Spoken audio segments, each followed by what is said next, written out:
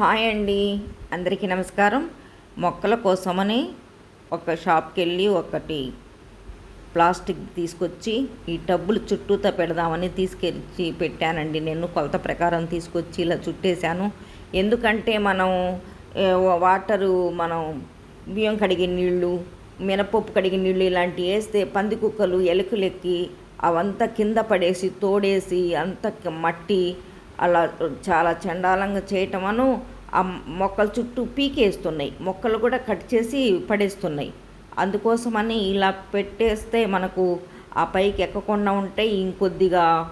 ఇంకొంత మనం కంపోస్టు ఎరువులు, మనం ఏదైనా కిచెన్ వేస్ట్ ఇలాంటివి వేసుకున్నా కూడా అవి ఎక్కకుండా ఉంటాయని ఇలా చుట్టూతా తీసుకొచ్చి పెట్టానండి. నేను మొక్కల కోసం టబ్బుల చుట్టూతా ఇలా పెట్టాను.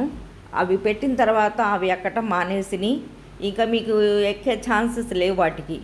అందుకోసమని ఇలా పెట్టాను. ఆ తర్వాత మనకు మట్టి కానీ ఎరువు కానీ ఏదైనా ఎగస్ట్రా వేసుకోవాలన్నా కూడా మనకు పక్కన మట్టి పోకుండా కొద్దిగా ఎక్కువ పడుతుంది. మొక్కలు కూడా కొద్దిగా డెవలప్ అవుతాయి, గ్రోత్ పెరుగుద్ది.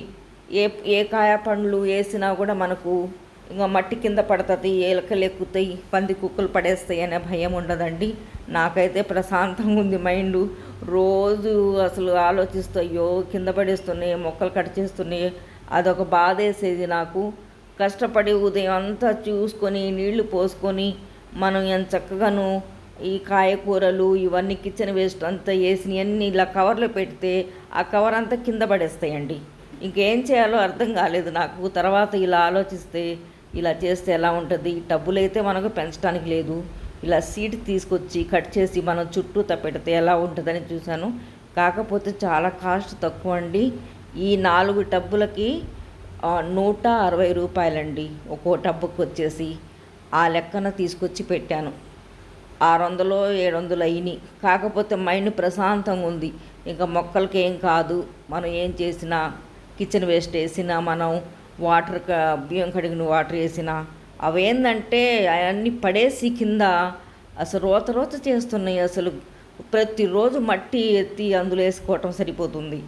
అసలు మొక్కలు పెంచుతున్నామన్న ఆనందమేమో కానీ ఈ పంది కుక్కలతో అదో బెంగ అయిపోయిందండి నాకు.